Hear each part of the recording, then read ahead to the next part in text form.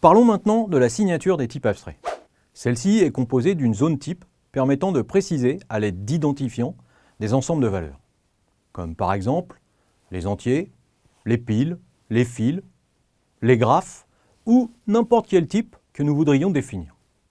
Et, deuxièmement, d'une zone d'opération qui identifie, c'est-à-dire qui nomme les propriétés des types que l'on veut définir. Ces opérations sont caractérisées par un nom, l'identifiant de l'opération, et ensuite par un profil correspondant à la déclaration formelle de leurs arguments, ainsi que du type de leurs résultats. Sur cet exemple, on peut voir que l'opération insérer, qui consiste à insérer un élément à la ième place d'une liste, utilise trois arguments. Un de type liste, un de type entier, le rang, et un de type élément. Ensuite, elle renvoie un résultat de type liste qui correspond à la liste modifiée.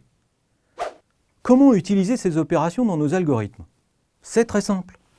Nous les utiliserons comme des fonctions. L'identifiant sera accompagné entre parenthèses des arguments effectifs correspondant à ceux définis formellement.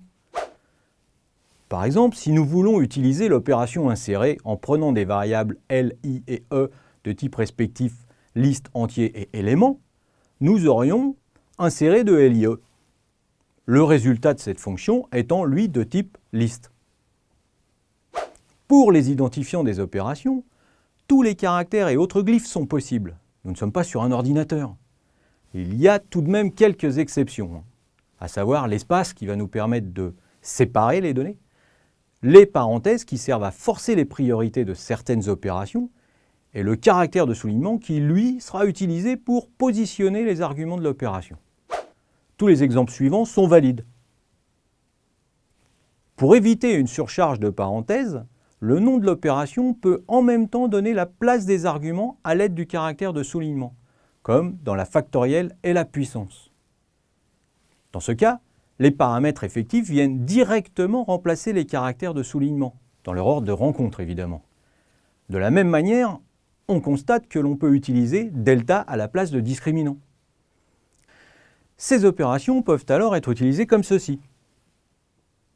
On peut aussi noter l'utilisation des parenthèses pour lever toute ambiguïté, comme dans le calcul de la factorielle de x puissance y, qui est différent du calcul de x puissance factorielle de y. Alors comme en programmation, une opération dont le profil ne demande pas d'argument est une constante. On peut d'ailleurs voir ici la déclaration de l'entier 0, du booléen faux et du réel pi. Le symbole évidemment, pas la valeur. Pour finir, voici une signature complète, celle du type booléen, et des exemples d'applications utilisant des variables booléennes a et b. Nous allons maintenant nous intéresser à la hiérarchie existant entre les types que nous définissons. Nous avons la possibilité, pour définir un type abstrait, de réutiliser ceux précédemment définis et d'en considérer certains comme déjà définis. Parmi ces derniers, nous trouvons les entiers, les réels, les booléens, de manière générale, tous ceux que les langages de programmation définissent. Il est par exemple clairement souhaitable de ne pas avoir à redéfinir les entiers chaque fois que nous en avons besoin. Pour illustrer cela, nous allons définir un type vecteur. Comme on peut le constater, c'est un type de données linéaire constitué de cellules dans lesquelles nous allons pouvoir mettre des éléments. Pour définir ce type, nous allons donc devoir réutiliser les types entiers et les éléments. Les données représentées par le type élément pourront être absolument n'importe quoi, des nombres, des vêtements, des roues de voiture, des fleurs.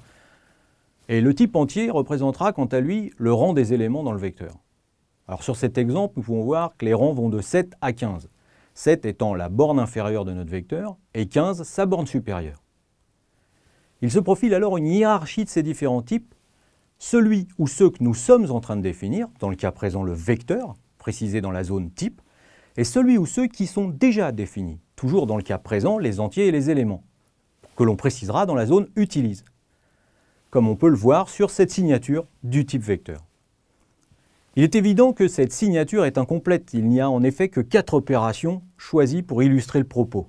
Modif ième, qui change le ième élément du vecteur, ième, qui donne la valeur du ième élément du vecteur, borninf et bornsup, qui fournissent les limites du vecteur.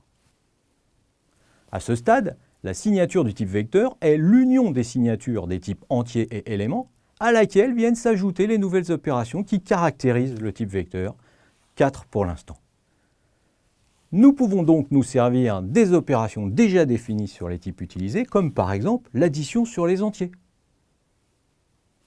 En admettant un vecteur V et un entier I, cet exemple d'utilisation montre que l'opération IM utilise en deuxième argument la somme de deux entiers.